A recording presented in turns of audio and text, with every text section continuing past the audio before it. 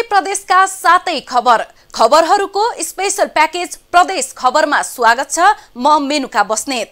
प्रदेश खबरमा हामी हरेक प्रदेशका विकास निर्माण र सुशासनको विषयमा खोजमूलक समाचार सामग्री सम्प्रेषण गर्दछौं। हरेक खबरको चिरफार गर्दै सम्बन्धित निकायको ध्यानाकर्षण गराउँदछौं। आजको प्रदेश खबर सुरु गरौं प्रदेश 1 बाट। चालू आर्थिक वर्षको अन्त्यबाट झापाको चारालीदेखि भारत पश्चिम बंगालको सिलिगुडीसम्म पेट्रोलियम पाइपलाइन बिछ्याउने तयारी भएको छ। विशेषतः प्रदेश नम्बर 1 मा पेट्रोलियम पदार्थको आयात सहज बनाउन झापाको चारालीदेखि पश्चिम बंगालको सिलिगुडीसम्म अन्तर्देशीय पेट्रोलियम पाइपलाइन निर्माण गर्न लागिएको हो। भारतीय टोलीले प्रारम्भिक रेखाङ्कनको काम सम्पन्न गरेसँगै नेपाल भारत दोस्रो अन्तर्देशीय पेट्रोलियम पाइपलाइन विस्तारको काम सुरु थालिएको हो। भारत पश्चिम बंगालको सिलिगुडीदेखि झापाको चारालीसम्म निर्माण हुन लागेको करिब 50 किलोमिटर लामो पाइपलाइन निर्माण स्थलको अवस्थाबारे नेपालको संसदको उद्योग, श्रम तथा उपभोक्ता हित संरक्षण समितिको टोलीले समेत स्थलगत अवलोकन गरेको छ। टोलीले पाइपलाइन बिछ्याउने विकल्पबारे पनि जानकारी लिएको छ। पाइपलाइन विस्तारका लागि सर्वेको काम सकिएको र भण्डारगृह निर्माण गर्ने समेत परामर्शदाता चयन भएको बताइएको छ। ट्याङ्कीको परियोजना र पाइपलाइनको परियोजना चाहिँ नेपाल भारतको द्विपक्षीय त्यसमा पर्छ, किन क्रस कन्ट्री पाइपलाइन छ नि त, बोर्डर जोडिनुपर्छ। त्यसको पनि कार्य अगाडि बढिरहेको छ। एलपी ग्यास निर्माण र भण्डारण निर्माण चाहिँ निगमको आफ्नै कार्यक्रम भएको हुनाले र यसमा चाहिँ दुई देशीय कुनै पनि स्थिति नभएको हुनाले यसको चाहिँ हामी अगाडि बढाउँछौँ र परामर्शदाता नियुक्ति गरी यसको डिटेल इन्जिनियरको काम भइरहेको छ। यो पाइपलाइन निर्माण भएको खण्डमा भारतसँग अन्तर्देशीय इन्धन आयात गर्ने दोस्रो पाइपलाइन हुनेछ। अम्लेखगञ्ज मोडालिटीबाट निर्माण हुने पाइपलाइन करिब 16 महिनाभित्र सम्पन्न गर्ने लक्ष्य आयल निगमको छ। सडक विभागको नर्म्स अनुसार 31 मिटरमा पाइपलाइन उछाउनु पर्ने हो भन्ने 31 मिटर त्यो जग्गा चाहिँ सडकको छेउछाउ क्लियर हुनुपर्ने देखिन्छन्। 41,000 केल स्टोरेज क्षमता चाहिँ हाम्रो यो झापाको ल्यान्डमा 23 बिघामा बनाउने भन्ने योजना रहेछ। अब यो सब एउटा प्रोसेसमा छ। निगमले अहिले पाइपलाइनलाई पूर्व पश्चिम राजमार्गको दायाँ या बायाँ भाग प्रयोग गर्ने या मेसी पुल दक्षिणको जमिनबाट सोझै चाराली जोड्ने विकल्पबारे छलफल गरिरहेको छ। निगमले चारालीमा पाइपलाइन आयोजना र एलपीजी ग्यास भण्डारण गृह निर्माण गर्न 62 करोड 63 लाख रुपियाँ खर्चेर 23 बिघा 3 कट्टा 13 दूर जग्गा खरिद गरिसकेको छ।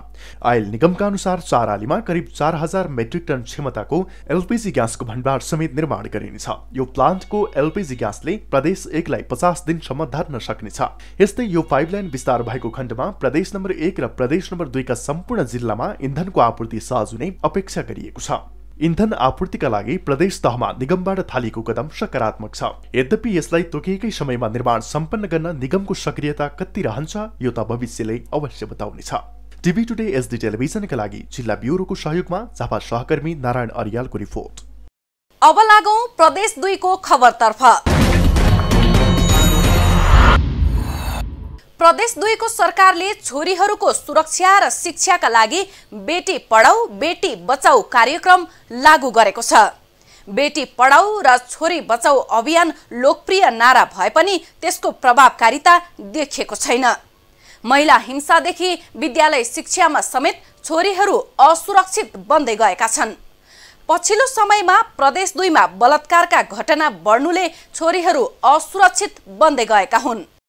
प्रदेश 2 सरकारले धुमधाम र भव्यताका साथ सुरु गरेको बेटी पढाऊ बेटी बचाऊ अभियानले मुलुकभरि नै चर्चा पाएको थियो। तर प्रदेश 2 का साना नानीहरूदेखि लिएर वृद्ध महिला समेत असुरक्षित बन्दै गएका छन्। प्रदेश प्रहरी कार्यालयका अनुसार चालू आर्थिक वर्षको श्रावण महिनादेखि अहिले कार्तिकसम्म जबरजस्ती करणीका 144 वटा मुद्दा बाहिर आएका छन्। गत आर्थिक वर्ष 2076-77 मा प्रदेश 2 मा 285 वटा बलात्कार र 96 वटा जबरजस्ती करणी उद्योगका घटनाका प्रहरीमा पुगेका थिए। यो तथ्याङ्क मात्र प्रहरी कहाँ दर्ता भएको तथ्याङ्क हो। यस्ता कैयौं घटनाहरू अहिले पनि लाज र राजनीतिक संरक्षणमा गाउँघरमै ढाकछोप हुने गरेको छ। महिला तथा बालबालिकाको हत्या हिंसाका घटना प्रदेशमा दिनानुदिन बढ्दै गएकाले महिला अधिकार कर्मीहरूले समेत बेटी पढाऊ बेटी बचाऊ नारा सुन्नमा राम्रो लागे पनि छोरी सुरक्षामा सरकार गम्भीर नरहेको बताउँदै आएका छन्।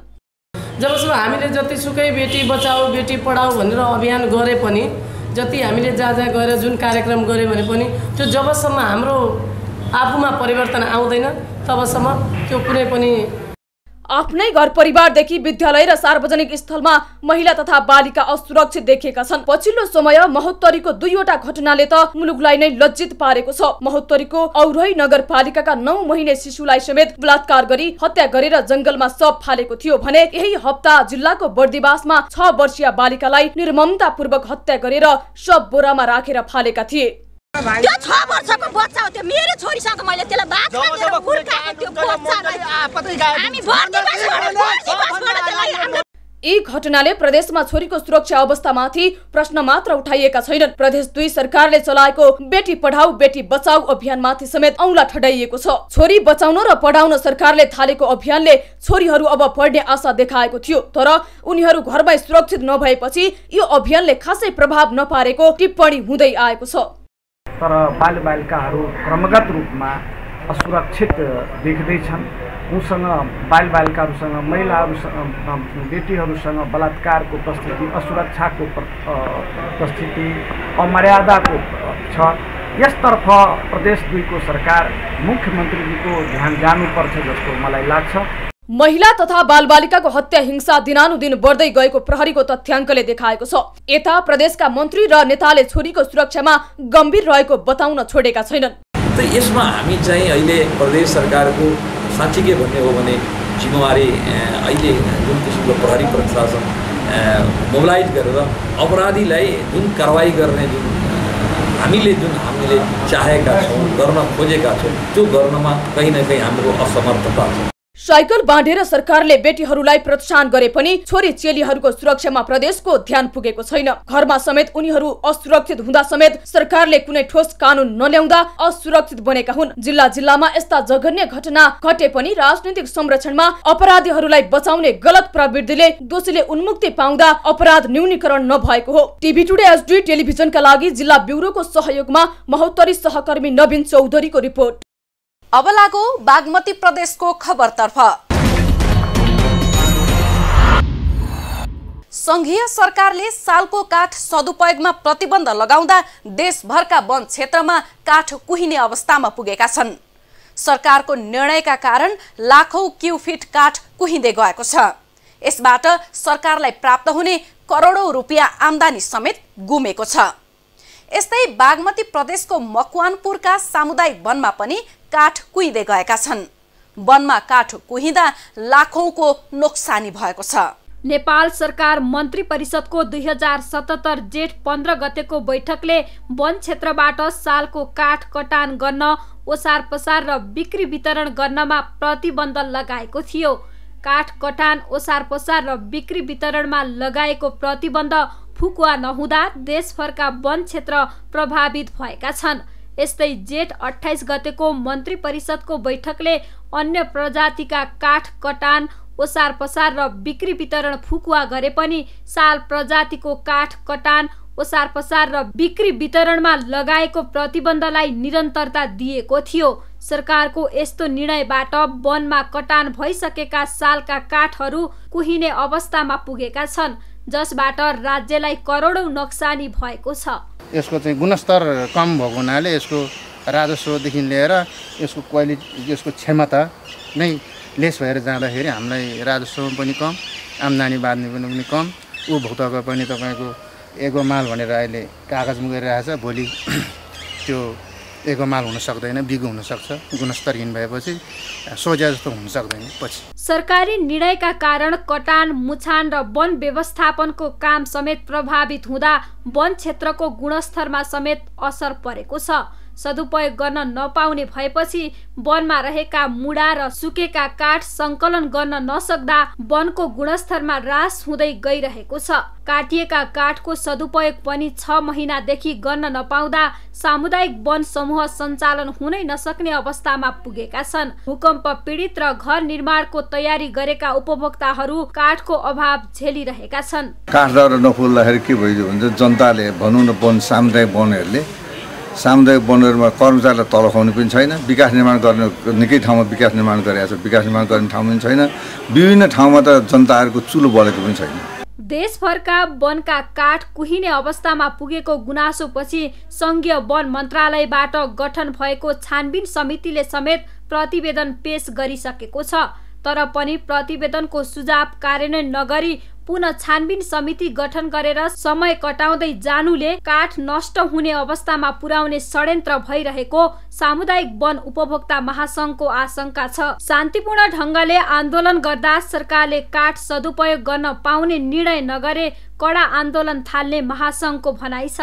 यदि सरकारले यसको विषयमा हामीले एकदमै एक खालको आचार संहिता कोभिडको बेलामा पनि एउटा संयम भएर जुन खालको हिसाबले हाम्रो पैरवीको हाम्रो एडभोकेसीको हाम्रो आन्दोलनको मोडालिटी हामीले एक खालको सामान्य रूपमा गरेका छौँ भने यसैलाई उपभोक्तालाई कमजोर सम्झेर महासंघलाई कमजोर सम्झेर नागरिक सङ्गठनलाई चाहिँ कमजोर सम्झेर उहाँले निर्णय गर्नुहुन्न भने 8औं राष्ट्रिय परिषदबाट हामीले एउटा कठोर निर्णय गरेर ठुलो आन्दोलनमा हामी चाहिँ सडकमा आउन बाध्य हुन्छौँ। नेपाल देशभरका वन कटान भएका सालका काठ थमिरा लागेर नष्ट भइरहँदा सरकारले भने विदेशबाट आयात हुने काठको व्यापारलाई प्रोत्साहन गरिरहेको छ।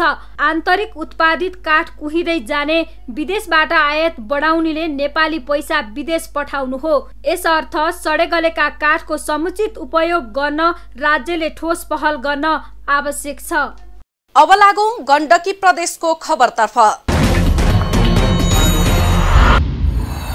लामो समय महामारीले मानिसहरू घरभित्रै थुनिए, तर पछिल्लो समय सावधानी अपनाएर मानिसहरूको आउजाउ सुरु भएको छ। सरकारले पनि स्वास्थ्य मापदण्ड अपनाएर पर्यटकीय गतिविधि गर्न भनेपछि पर्यटकीय वातावरण पनि बन्दै गएको छ। मुलुकभर पर्यटक बढेसँगै स्याङ्जाको वालिङको बाहुनथान डाँडामा पनि आजभोलि आन्तरिक पर्यटक बाक्लिन थालेका छन्। यति बेला स्याङ्जाको वालिङ नगरपालिकाको बाहुनथान डाँडामा मानिसहरूको भिड बाक्लिएको छ। लामो समय बन्दाबन्दीमा कोचिएका मानिसहरू यति बेला पर्यटकीय स्थलमा खचाखच भरिँदै गएका छन्। वालिङ नगरपालिकाको वडा नम्बर 11 मा रहेको बाहुनथानमा पारिवारिक घुमघाम, साइक्लिङदेखि प्राकृतिक दृश्य अवलोकनका लागि उत्कृष्ट गन्तव्य हो। स्मार्ट र पिङ वालिङ सिटीसँगै आँधी खोलाको नागबेली आकार, कुहिरो माथिको सूर्योदय, प्याराग्लाइडिङको अवलोकन, उत्तरतर्फका माछापुछ्रे, अन्नपूर्ण, धौलागिरी, हिमाललाई निहाल्न दिनहुँ आन्तरिक पर्यटकको आगमन बढ्दै गएको छ। विशेष गरी यो क्षेत्रमा बिदाको समयमा पारिवारिक भ्रमणमा निस्कनेहरू बाक्लिएका छन्। छ भनेर सुनेको हुँदा म यहाँ नजिकै भए पनि आएको थिइनँ। यहाँ यो ठाउँमा अलिक पर डाँडाको बाटो हिँडेको थिएँ, यो ठाउँमा आएको थिएन। यो धेरै राम्रो ठाउँ रहेछ। अब विदेशमा भयो भने यस्तो ठाउँ पाउने हो भने धेरै राम्रो बनाउँछन् पर्यटकीय क्षेत्र। हाम्रो पनि नेपालमा अब हाम्रा नेताहरूले पनि यसलाई राम्रोसित ध्यान दिएर गराइदिनु पर्यो। तत्कालीन 2224 राज्यमध्ये गरुङकोट राज्यको बागखोरका राजा हिक्मत बडु खाँडको शासनकालदेखि नै यहाँ खाँड देवीको मन्दिर रहेको ऐतिहासिक किम्वदन्ती छ। सोही मन्दिरमा पूजा गर्ने पुजारी ब्राह्मण रहेकाले यसै स्थान आजको बाहुनथानको नामाकरण भएको जनविश्वास छ। राजा हिक्मत खानको निधन पश्चात यस स्थान उनकी रानीले गौचरणका लागि सुम्पेको लोकभनाइ छ। समुद्र सतहदेखि करिब 2960 फिट उचाइमा पर्ने उक्त स्थान पोखरा लुम्बिनी जस्ता ठूला पर्यटकीय क्षेत्रलाई जोड्ने सिद्धार्थ राजमार्गबाट करिब 6 किलोमिटर उत्तरमा छ। पर्यटकीय महत्त्वले भरिपूर्ण यस क्षेत्रको आवश्यक पूर्वाधार लगायतका काममा सबैको सहयोगको खाँचो भएको स्थानीयले बताएका छन्। वालिङबाट निकै नजिक रहेको यो रमणीय स्थल हामी आफ्नो पेसा व्यवसायबाट आबद्ध छौँ। व्यस्तताको तपाईँको चाहिँ बावजुद हप्ताको एक दिन चाहिँ परिवारसँग आएर यो ठाउँमा यो वालिङको तपाईँको चाहिँ जुन मनोरम दृश्य लगायत तपाईँको चाहिँ यो ठाउँबाट देख्ने धेरै चाहिँ अरू चाहिँ दृश्यहरू छन्, त्यो अवलोकन गर्नको लागि र परिवारको तपाईँको चाहिँ हाल विभिन्न ठाउँबाट सबेरै वाकिङ, जोगिङ, ट्रेकिङ, साइक्लिङ गर्दै सूर्योदयसँगै कुहिरोमाथि सुन्दरतालाई निहाल्न सकिन्छ। विशेष गरी लकडाउनले सिर्जना गरेको मानवीय तनावलाई शीतलता दिन पनि यस क्षेत्रको भ्रमण निकै उत्तम मानिएको छ। र अहिले चाहिँ हाल यो विश्वमा महामारीको रूपमा फैलिएको कोरोनाको कारण स्वास्थ्य कर्मीहरूमा तथा आम नागरिकहरूमा चाहिँ एउटा मानसिक तनाव तथा टेन्सनको माहौल छ। त्यसैले त्यो टेन्सनलाई र तनावलाई दूर गर्नको लागि यो बाहुनथान चाहिँ हिँड्दै अथवा साइकलमा अथवा इभन एकछिनको लागि सनराइज हेर्नको लागि मात्र पनि यहाँ आउँदाखेरि त्यो टेन्सन केही दूर हुने एउटा राम्रो टेन्सन दूर गर्ने एउटा राम्रो अपर्च्युनिटी। शारीरिक अभ्यास र योग गर्नेका निम्ति शहरी क्षेत्रबाट पर र शान्त यस स्थान जुनसुकै व्यक्ति र परिवारका लागि सुहाउँदो रोजाइ बन्दै गएको छ। प्राकृतिक अनुपम छट्टाले सिंगारिएको यस ठाउँको आवश्यक पूर्वाधारसँगै प्रबन्धनमा राज्यको विशेष ध्यान पुग्न सकेमा यस क्षेत्र पर्यटनको अब्बल गन्तव्य बन्न सक्छ। टिभी टुडे एचडी टेलिभिजनका लागि जिल्ला ब्युरोको साथमा स्याङ्जाबाट प्रदीप सुवेदीको रिपोर्ट। अब लागौं लुम्बिनीको खबरतर्फ। राज्यको करोडौं लगानी भएको निर्माणाधीन दाङ देउखुरीको क्रिकेट मैदान अभिभावक विहीन जस्तै भएको छ। 8औं राष्ट्रिय खेलकुद प्रतियोगिता अन्तर्गत महिला राष्ट्रिय क्रिकेट प्रतियोगिता सम्पन्न भएको मैदानको संरक्षण सम्वर्धन नहुँदा नियमित प्रतियोगिता पनि हुन सकेका छैनन्। राष्ट्रिय स्तरका प्रतियोगिता धान्न सक्ने क्षमता भएको स्टेडियम प्रति कसैको चासो छैन। यो दृश्य हो दाङ देउखुरी लमहीमा रहेको क्रिकेट मैदानको। स्थानीयदेखि राष्ट्रिय प्रतियोगिता आयोजना हुँदै आएको यो स्टेडियमको विषयमा कसैको ध्यान पुगेको छैन। यद्यपि लमही नगर विकास समितिले 10 वर्ष अघि जग्गासँगै आवश्यक बजेटको व्यवस्था पनि गरेको थियो। नगर विकास समितिले हालसम्म 5 करोड भन्दा बढी रकम खर्चिसकेको छ। राष्ट्रिय स्तरको मैदान भए पनि स्थानीयदेखि संघीय सरकारको व्यवस्थाले मैदान ओझेलमा परेको स्थानीयको भनाइ छ। अब व्यवस्थित गर्न जरुरी देखिएको छ। भित्री रूपमा संरचना हामीले यहाँ अहिले देखिरहेका छौँ फिल्डमा। अब एक खालको यो संरक्षण यसले पाइरहेको छैन। घाँस बढिरहेका छन्। अब यहीँ अब सिसो उम्रेको अवस्था पनि हामीले अहिले भर्खर देख्यौँ। खेल क्षेत्रमा सरकारले करोडौं लगानी गरेको छ, तर लमहीको यो मैदानका लागि नगर विकास समिति बाहेक अन्य कसैले खासै बजेटको व्यवस्था गर्न सकेका छैनन्। क्रिकेट मैदान राज्यको सम्पत्ति भए पनि स्थानीय क्लबको भरमा स्टेडियमको रेखदेख हुँदै आएको छ। स्टेडियम तयार गर्नका लागि स्थानीय क्लबले जेनतेन जोहो गर्दै आएको छ। यो अवस्थामा ल्याइयो। अब यसलाई स्याहार समार गर्न अलिक कठिनाइ छ हामीहरूबाट, किनभने यसमा कामदारको आवश्यक पर्छ। रेगुलर काम गर्ने मान्छे चाहिन्छ। त्यो भएमा यो चाहिँ यस्तो फोहोर हो, घाँस उम्रिने जथाभावी चाहिँ बुट्यानहरू उम्रिने कुरो हुँदैन। अहिले क्रिकेट स्टेडियमलाई झाडीले ढाक्न थालेको छ। वरपर सिसौका बिरुवा उम्रिएका छन्। मैदानको संरक्षण तथा सम्वर्धनमा कोही कसैले चासो नदिँदा अन्तर्राष्ट्रिय क्रिकेट मैदान झाडीले ढाकिएको हो। देउखुरी अन्तर्राष्ट्रिय क्रिकेट स्टेडियममा नेपाल क्रिकेट संघ क्यानले पुस 11 गतेदेखि प्रधानमन्त्री कप महिला राष्ट्रिय क्रिकेट प्रतियोगिता गर्ने भएको छ। प्रधानमन्त्री कप प्रतियोगिता हुने भएपछि देउखुरी क्रिकेट क्लबकै अगुवाईमा अहिले स्टेडियम सफाई गर्न थालिएको छ।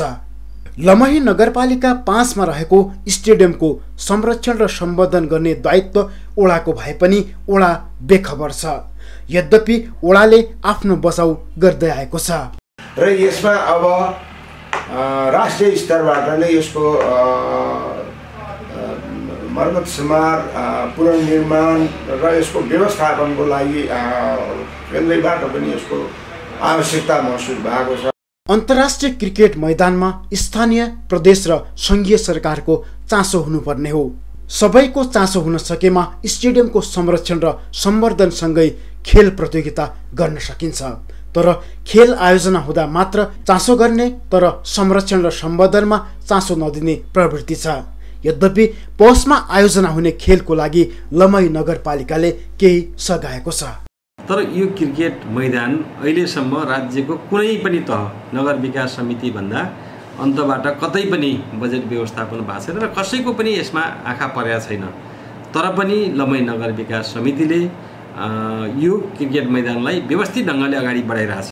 क्रिकेटका लागि दाङको देउखुरीमा स्टेडियम छ, तर यसको संरक्षण र सम्वर्धन नहुँदा बेबारिसे बन्दै गएको छ। खेल आयोजना हुँदा सानोतिनो स्रोतले सरसफाई र संरक्षण गर्ने, तर खेल सकिएपछि कसैको चासो नहुँदा राष्ट्रिय महत्त्वको क्रिकेट स्टेडियम बेबारिसे बन्दै गएको हो। टिभी टुडे एचडी टेलिभिजनका लागि जिल्ला ब्युरोको सहयोगमा दाङ सहकर्मी दिवाकर पोखरेलको रिपोर्ट। अब लागौं कर्णाली प्रदेशको खबरतर्फ। अल्लोबाट उत्पादित सामग्रीको विश्व बजार राम्रो छ। अल्लोबाट उत्पादित सामग्रीको स्वदेश तथा विदेशमा माग बढेसँगै दैलेखमा पनि अल्लो खेतीलाई जोड दिन थालिएको छ। दैलेखको नौमुले गाउँपालिकाले अल्लो खेतीबाट स्थानीय तहमा रोजगारीसँगै आय आर्जन बढाउन अल्लो व्यवसायलाई प्रवर्धन गर्न थालेको छ। नौमुले गाउँपालिकाले स्थानीय स्तरमा पाइने अल्लो प्रशोधन र त्यसको बजारीकरणमा जोड दिएको हो। अल्लोबाट उत्पादित सामग्रीको माग उच्च छ। नेपालका अधिकांश भूगोलमा अल्लो खेती हुँदै आएकोमा दैलेखमा पनि अल्लो खेतीमा स्थानीय सरकारको समेत चासो बढेको छ। चिसो तथा लेकाले स्थानमा पाइने पहाडी कच्चा पदार्थको रूपमा रहेको अल्लोलाई पालिकाले व्यवसायीकरण र उत्पादन प्रवर्धनमा सघाउन थालेको छ। दैलेखको नौमुले गाउँपालिकाको सबै स्थानमा अल्लो प्रशस्त पाइन्छ, तर अल्लो उपयोगमा नआउँदा खेर गइरहेको छ। खेर गइरहेको अल्लोलाई उद्योगमा जोडेर स्थानीयको रोजगारीसँगै आय आर्जन बढाउन थालिएको हो। पालिकाले व्यवसायी संघको साझेदारीमा अल्लो प्रशोधनको समेत सुरुवाती गरेको छ। अल्लोको धागो उत्पादन गरी विभिन्न सामान उत्पादन गर्न अल्लो प्रशोधन केन्द्र नै स्थापना गरिएको हो। मैले उद्योग सञ्चालन गर्नुपर्दा एउटा हामी सानो पुँजीबाट सुरुवात गरेको हो। म अहिले ब्याङ्क ऋणी हो। मैले 14 लाख रुपियाँ लगानी गरेको छु। अब यो ब्याङ्कको ब्याज तिर्न पनि मलाई अहिले गाह्रो भएको छ। यस स्थानीय तहको एउटा सुन्दरता र यस स्थानीय तहको एउटा बाहिरी देख्ने दृष्टिदेखि लिएर यहाँको पर्यटकीय स्थलको निमित्तदेखि लिएर सबै कुराको समृद्धि हुन्छ भन्ने हामीलाई लाग्छ। अल्लो खेतीले उद्योग सञ्चालन, रोजगारी, सिपको प्रवर्धन, आय आर्जनमा वृद्धिसँगै वातावरणीय प्रवर्धनमा समेत सघाउ पुर्याएको छ। वन क्षेत्रमा त्यतिकै खेर गएको वनस्पतिको उपयोगसँगै स्थानीयको आर्थिक जीवनमा सुधार ल्याउन खोजिएको छ। नौमुले गाउँपालिका भित्रका घरेलु तथा साना उद्योगलाई प्रवर्धन गर्ने लक्ष्य पालिकाको छ। स्थानीय कच्चा पदार्थ र सिपको उपयोगबाट उद्योग सञ्चालन गरिएको हो। त्यसका लागि नीति कार्यक्रम र बजेटको समेत व्यवस्था पालिकाले गरेको छ। व्यवसायहरू, कुटीर उद्योगहरू, लघु उद्योगहरू तिनीहरूलाई प्रमोट गर्नको लागि हाम्रो गाउँपालिका एकदम कटिबद्ध भएर लागेको छ। रोजगारीका लागि युवा विदेश जानुपर्ने बाध्यता छ। गाउँमा रोजगारीका कुनै पनि स्रोत छैनन्। गाउँमा रोजगारी उपलब्ध नभएपछि युवाहरू शहर हुँदै विदेश पुग्ने गरेका छन्। पछिल्लो समय कोरोनाले रोजगारी समेत गुमेको बेला स्थानीय सरकारले गाउँमै रोजगारी दिने अल्लो उद्योग स्थापना गर्न सघाएको हो। अल्लो उद्योगसँगै आन्तरिक पर्यटनलाई समेत टेवा पुग्ने गरी अल्लो उद्योगमा स्थानीय सरकार जुटेको बताएको छ। अहिले त्यो नभई हामीले यही पर्यटन गरेर यहाँ पर्यटन केन्द्र छ। पर्यटन केन्द्रमा हामीले यहाँ तपाईँको यो एउटा सलहरू अनि त्यहाँदेखि टोपीहरू, ज्याकेटहरू बनाउने हामीले यहीँ। नौमुले गाउँपालिकामा प्राकृतिक स्रोत साधन, मौलिक संस्कृति, अर्ग्यानिक कृषिसँगै सांस्कृतिक महत्त्वका सम्पदाहरू छन्। वन क्षेत्रमा थुप्रै वनस्पति पाइन्छन्। ती वनस्पतिहरूको सही उपयोग गरी उद्यम सञ्चालन गर्दा स्थानीय रूपमै रोजगारीको अभिवृद्धि समेत हुन थालेको छ। स्थानीय सरकारकै पहलमा भएको यस्ता उद्यमको अभ्यासले स्थानीय तहमै उद्यमशीलताको विकास गर्न टेवा पुग्ने निश्चित छ। टिभी टुडे एसडी टेलिभिजनका लागि जिल्ला ब्युरोको सहयोगमा दैलेखबाट दिपेन्द्र कार्की बास्ताकोटीको रिपोर्ट। र अब खबरको अन्त्यमा लागौं सुदूरपश्चिमतर्फ। कञ्चनपुरको शुक्लाफाटा राष्ट्रिय निकुञ्ज क्षेत्रको किनारामा बस्दै आएका स्थानीयको अझै व्यवस्थापन भएको छैन। लामो समयदेखि स्थानीय पीडित हुँदै आए पनि राज्यको ध्यान पुगेको छैन। शुक्लाफाटा आरक्ष विस्तार गर्ने नाउँमा विस्थापित भए पनि पीडित शिविरमै बसेर रात कटाउन बाध्य छन्। 2058 मा शुक्लाफाटा आरक्ष विस्तार हुँदा कञ्चनपुरको रौतेली, पिपलाडी लगायत ठाउँहरूबाट झण्डै 2324 घर परिवार विस्थापित भएका हुन्। विस्थापित परिवार मध्ये झण्डै 600 बढी परिवार अहिले पनि निकुञ्ज किनारमा टहरामा रात काट्न बाध्य छन्। करिब 20 वर्ष आरक्षबाट विस्थापित भएका उनीहरू कैलालीको लालझाडी गाउँपालिका वडा नम्बर 6 स्थित चान्दे बजार छेउमै बस्दै आएका छन्।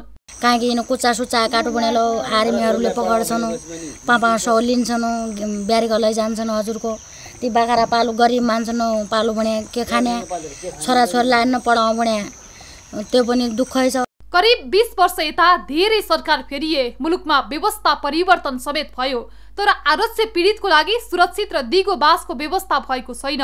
चुनावका बेला भोट माग्ने राजनीतिक दलले आश्वासन नदिएका पनि होइनन्, तर आरक्ष पीडितको पीडामा मलम लगाउन सकेका छैनन्।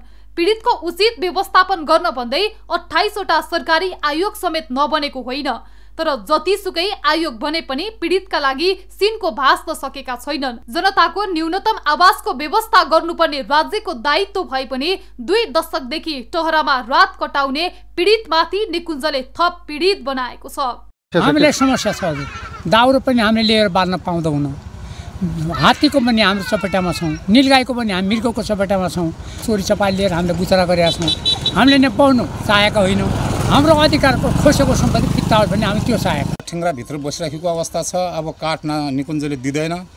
हामीले अब हाम्रा बालबच्चाहरू स्कुल पढ्नबाट चाहिँ एकदमै वञ्चित छन् र अब कुनै यहाँ सुविधा छैन हामीलाई। हाम्रो माग भनेको के हो भने हाम्रो कुनै न कुनै यो विकल्प खोज्छ। निकुञ्जभित्र जमिन दिँदैन भन्ने हामीलाई थाहा हुँदाहुँदै पनि हामीले यसलाई बाध्य भएर हामी यसमा आफ्नै पहलमा चाहिँ यसलाई कब्जा गरेर बसेका हौँ र अहिलेसम्म राज्य पक्षबाट चाहिँ यसको कुनै पहल भएन। यो नभएको कारणले अहिले यहाँ दुःखदायक छौँ। आरक्ष पीडितको लागि स्थानीय सरकार पनि दोहोरो अर्थ लगाउँदै आएको छ। लालझाडी गाउँपालिका सँगै जोडिएको निकुञ्जको किनारको ढक्का शिविरको समस्या समाधान कसले गर्ने जवाब कसैसँग छैन। ढक्का शिविर गाउँपालिकाको नभएको भन्दै गाउँपालिका पन्सिँदै आएको छ। यद्यपि ढक्का शिविरको समस्यालाई हल गर्न स्थानीय सरकारले पहल लिने आश्वासन लालझाडी गाउँपालिकाले दिँदै आएको छ। उहाँहरू राष्ट्रिय निकुञ्जमा बस्नु भएको छ आरक्षी पीडित साथीहरू र त्यसको समाधानको लागि अब यो पालिकाको लेयरले तपाईँको हामीले गरेर निर्णय गरेर पनि हुँदैन। हामीले यहाँका समस्याहरू सङ्घ र प्रदेशमा यहाँका समस्याहरू पहिचान गरेर जो निर्णायक ठाउँमा छन् सङ्घीय सरकार र प्रदेश सरकार, हामी दुईटै सरकारलाई पटक पटक यी मुद्दाहरू हामीले उठान गरेर स्थानीय सरकार, प्रदेश सरकार र सङ्घीय सरकार क्रियाशील छन्। तर ढक्का शिविरमा रात कटाइरहेका पीडितको उचित व्यवस्थापनमा तिनै सरकार उदासीन छन्। उता निकुञ्जले ढक्का शिविरको पुरै बस्ती निकुञ्जको क्षेत्र भएको बताउँदै आएको छ। जैविक विविधता क्षेत्र भएकोले संरक्षण गर्ने दायित्व निकुञ्जको भएको जवाब छ। त्यो ठाउँमा चाहिँ अहिले पनि निकुञ्जको कोर एरियाभित्रै उहाँहरू बसिराख्नु भएको छ र अब कोर एरियामै स्थानीय बासिन्दाहरू बस्दाखेरि निकुञ्जलाई आफ्नो जैविक विविधता संरक्षणमा चुनौतीहरू आउने गर्छ। राज्यको दूरदर्शी निर्णयको अभावमा ढोका शिविरमा आरक्ष पीडितहरूले 2 दशकदेखि पालमुनि रात कटाउँदै आएका छन्। स्थानीय बसोबासको प्रबन्ध गर्न राज्यले सकेको छैन। लामो समयदेखिको निकुञ्ज र पीडित बीच विवाद रहँदै आएको छ। सरकारले समयमै यो समस्या सम्बोधन गर्न नसक्ने हो भने अप्रिय घटना समेत हुन सक्छ। यसतर्फ राज्यको बेलैमा ध्यान जान जरुरी छ। टिभी टुडे एसडी टेलिभिजनका लागि जिल्ला ब्युरोको सहयोगमा कञ्चनपुर सहकर्मी चन्द्रकान्त जोशीको रिपोर्ट। सातै प्रदेशका सातै खबरको स्पेशल प्याकेज प्रदेश खबर आजलाई यति नै। प्रदेश खबरमा नयाँ खबरका सङ्गालो लिएर पुनः आउनेछौँ। हामीलाई TV today Nepal apps download गरी विश्वभर प्रत्यक्ष हेर्न सक्नुहुनेछ। साथै www.tvtoday.news.com मा गई हेर्न र पढ्न सक्नुहुनेछ भने फेसबुक, युट्युब र ट्विटरमा समेत फलो गर्न सक्नुहुनेछ। विकास निर्माण र जनसरोकारका विषयमा हाम्रो आवाज निरन्तर जारी छ। आजको प्रदेश खबरबाट म लगायत हाम्रो टिमलाई बिदा दिनुहोस्। टिभी टुडे एसडी टेलिभिजन हेर्दै गर्नुहोला। नमस्कार।